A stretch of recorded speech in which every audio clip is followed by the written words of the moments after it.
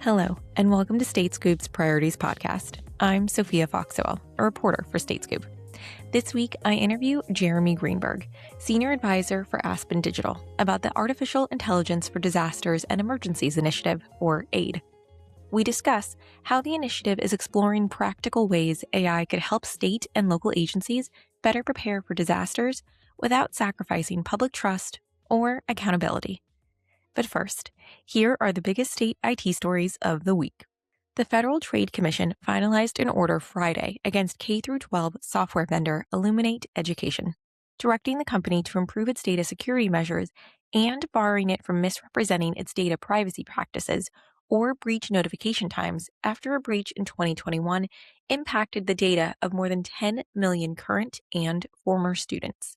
Minnesota is launching a sweeping effort to modernize the systems that support Medicaid, SNAP, and other public assistance programs after lawmakers approved a $90 million package to support replacing the state's aging IT infrastructure and improving coordination between state and local agencies. The multi-million-dollar investment comes as states across the U.S. race to meet new federal requirements affecting public assistance programs. This month, Kader Zakaria joined the Illinois Department of Innovation and Technology as the state's first Chief Artificial Intelligence Officer. A longtime technologist, Zakaria will lead the department's enterprise AI strategy and support the state's responsible adoption of artificial intelligence. As communities across the United States brace for another active hurricane and wildfire season, a coalition of researchers, technologists, and emergency managers is examining how artificial intelligence could help support agencies before, during, and after disasters. Rather than focusing exclusively on generative AI tools, such as ChatGPT, the AI for Disaster Emergencies Initiative, or AIDE, is evaluating a broad range of technologies. Tools like AI-powered wildfire detection systems that can identify fire starts using infrared imagery, and flood monitoring technologies that can analyze stream gauge data and forecast where floodwaters may travel. The initiative found that other AI tools can help automate administrative tasks, review emergency plans, develop training exercises, and improve situational awareness during disasters. Jeremy Greenberg, Senior Advisor at Aspen Digital, part of the Aspen Institute, said that while AI technologies can be helpful tools, emergency managers must remain in control of critical decisions, particularly during high-stakes disasters such as hurricanes, wildfires, and floods. So AIDE stands for Artificial Intelligence and Disasters and Emergencies, and funded and founded by the Markle Foundation. About 2 years ago, the Markle Foundation started doing some research. Just context, they have about a century of experience working in a variety of different public spaces, all the way back to helping the formation of Sesame Street, and then after 9/11, working on some national security matters, some upscaling of American workforces, and then wanted to start a new initiative that would really lend experience and credibility in the emergency management space. So about 2 years ago, they started doing independent research with emergency managers, technologists, academics, to sort of figure out what this would look like. Obviously, we have seen this rapid explosion of AI capability. We know that natural disasters are increasing in frequency and intensity. So these two things coming together really generated what is now being called the AIDE initiative. So Aspen Digital, which is a program at the Aspen Institute, and RAND partnered under Markle starting last October formally, and launched the initiative, which to date, and we can talk about this as we get into the podcast, but really have done an enormous amount of outreach to the emergency management community, state, local, private, voluntary organizations, and on the academic side, doing a variety of research behind the theories, just to make sure that the science matched the anecdotes, and then figure out, okay, now that we know the problem, what can we do to help? Yeah, so what can you guys do to help?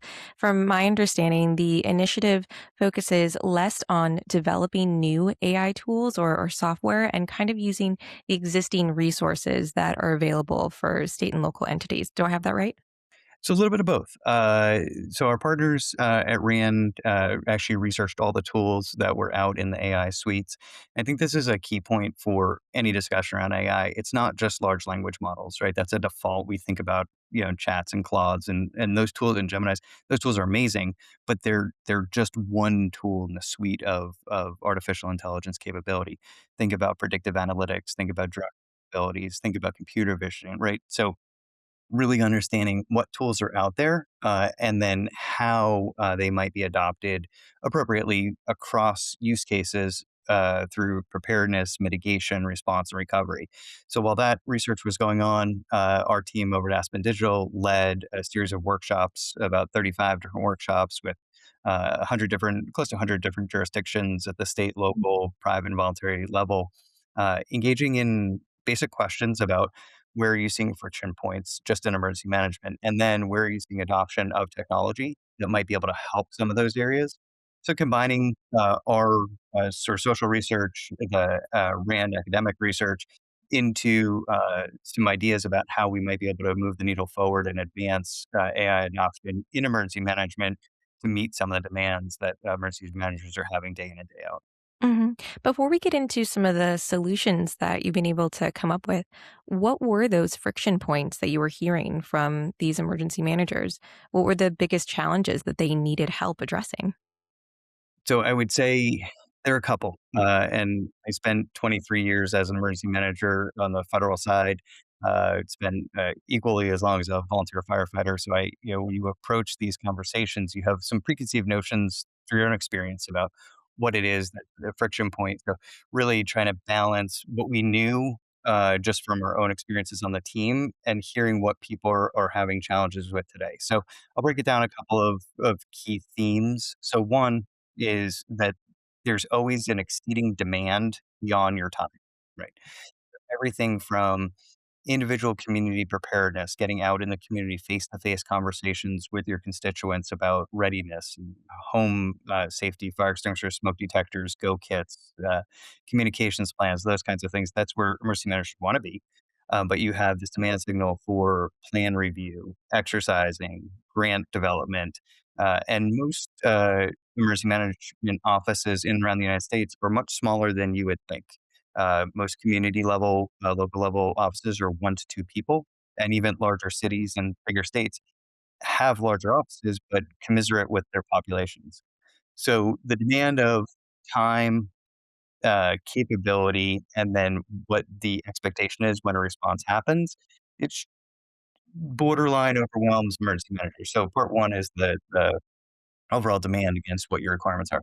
The second, the challenge we saw is primarily around procurement.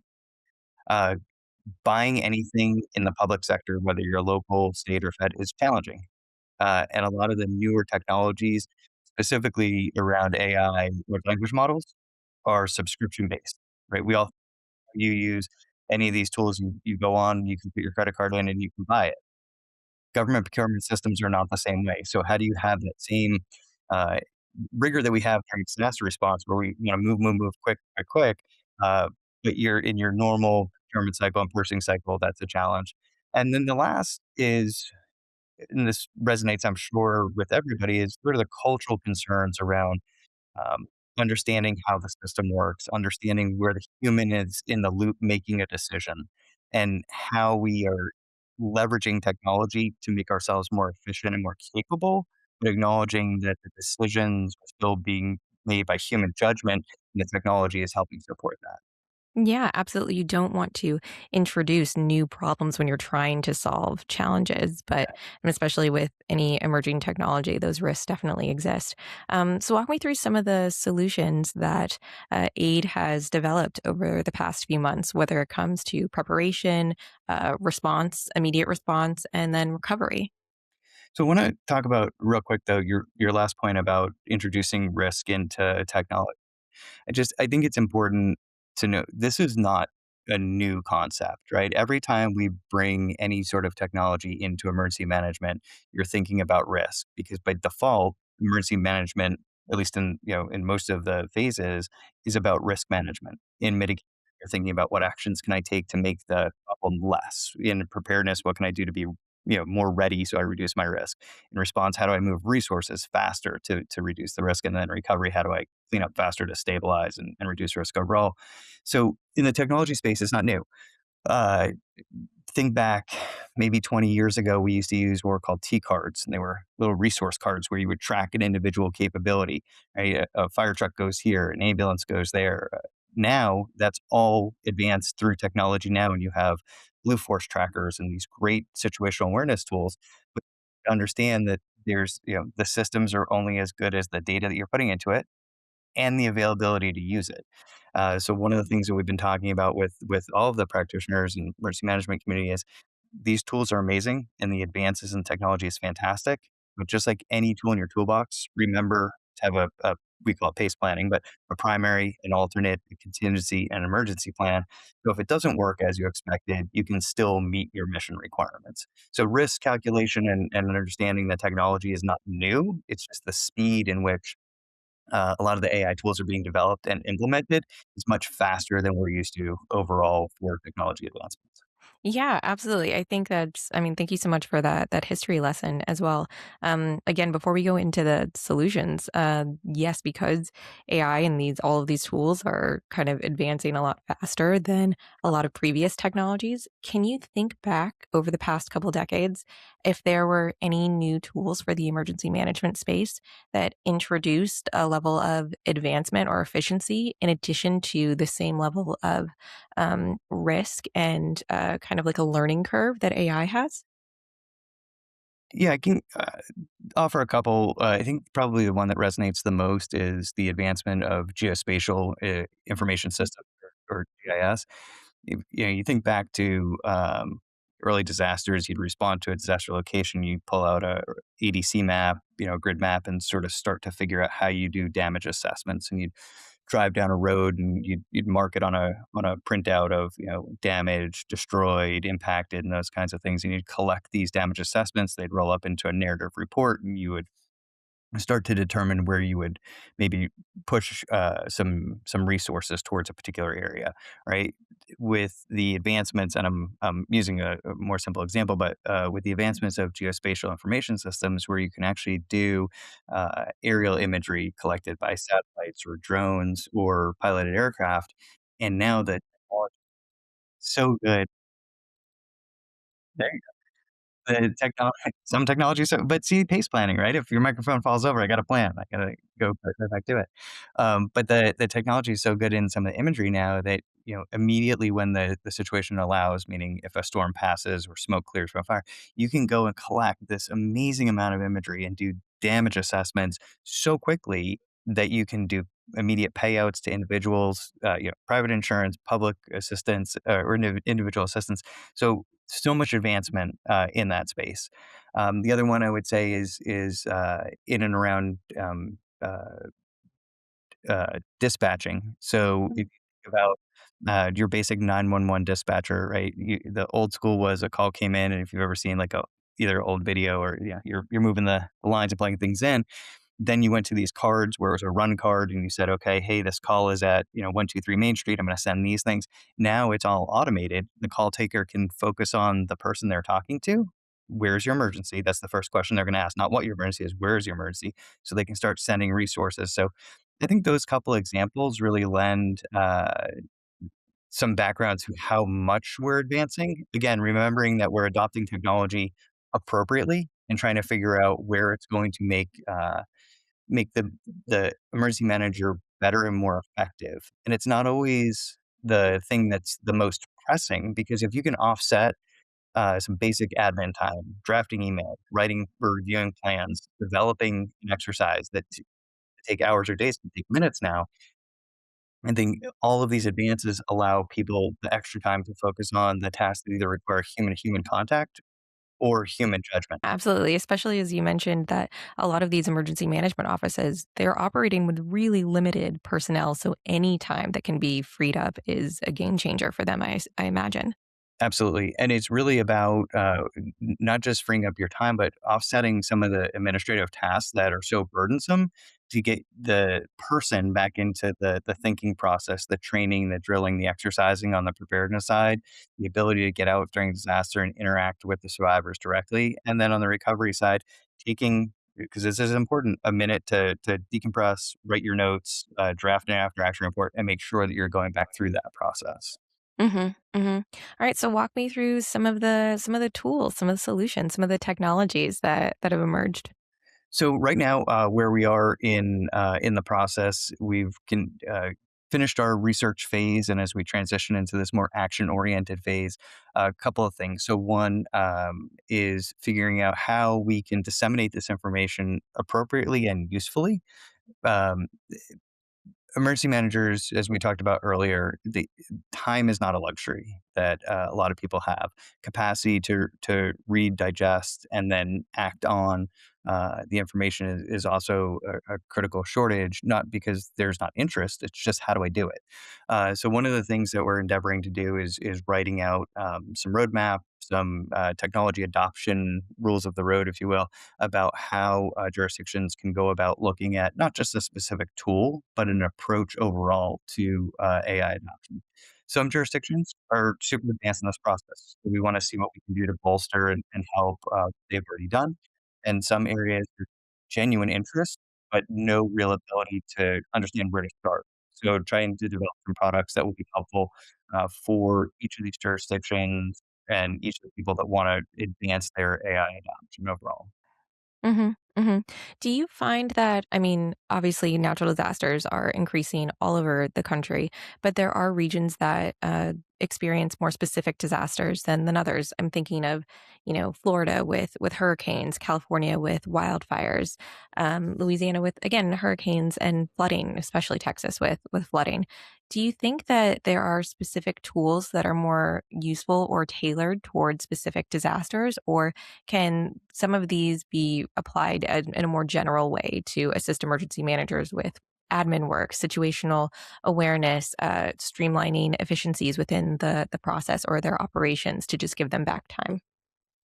That's a great question, and the answer is both. So there are a variety of different tools that are specific to an individual hazard. So a couple of examples. There's tools around fire starts. So infrared uh, radar capability that looks at large areas of land, out in Midwest or in Texas or down Southwest, Midwest areas that aren't highly populated, but tend to have initial fire starts. If that fire start can be identified through a capability that's doing monitoring, we've even seen some technology where autonomous vehicles can go up and deploy fire retardant or in certain cases other chemicals to stop that fire before it spreads anywhere. Is an amazing technology, but very specific to wildfire. Another example is stream gauges, sorry, in and around heavy flood area. Deploying multiple stream gauges and then having the technology to map out where you think that that water is gonna move downstream to help, identify, one, obviously the water, intrusion, but might be able to help inform evacuation, guidance for those jurisdictions. Those are very specific examples of where maybe it's a fire start technology or a flood technology.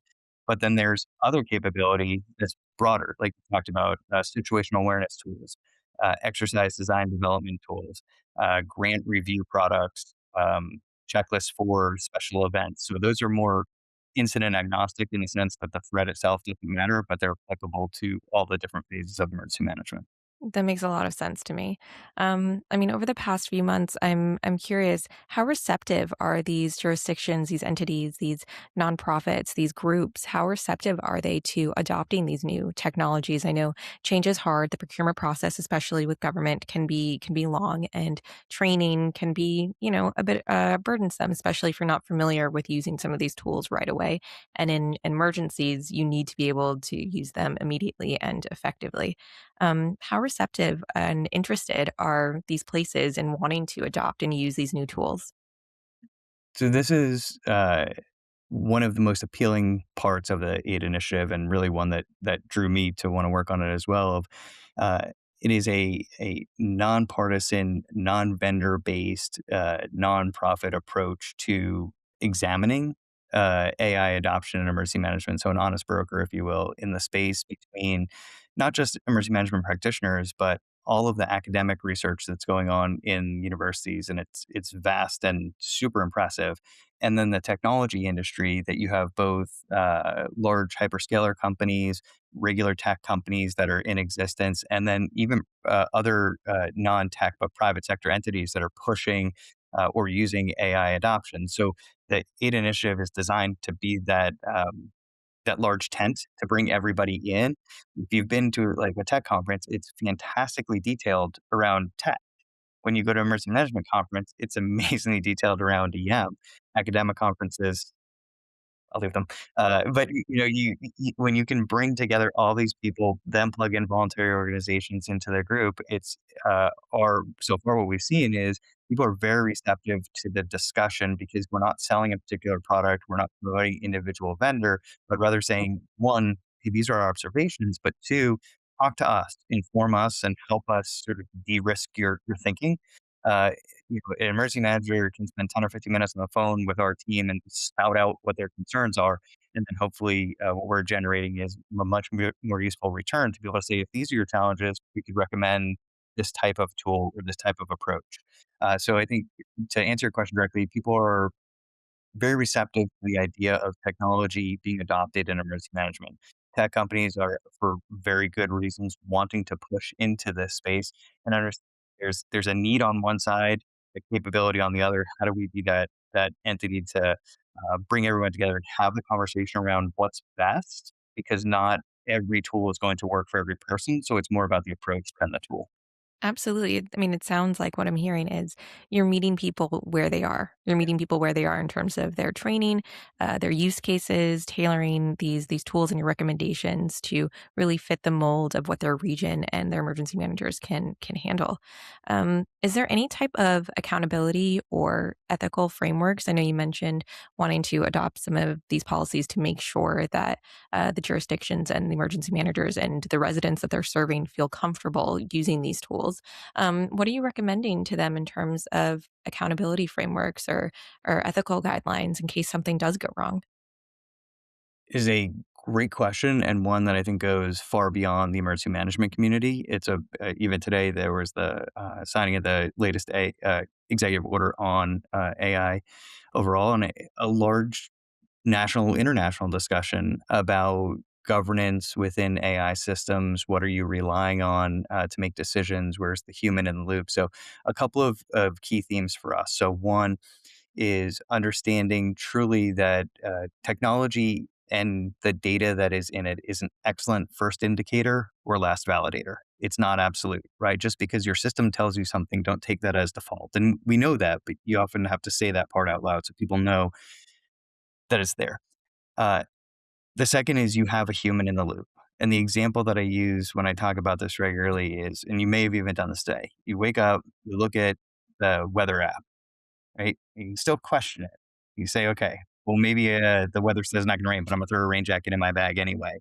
Or you get in the car and you pull up Waze or Google Maps and you plug an address in and you say, yeah, it says that, but I know a better way. Right? So that's the perfect example, maybe again oversimplified, but a perfect example of where the human is still in the loop.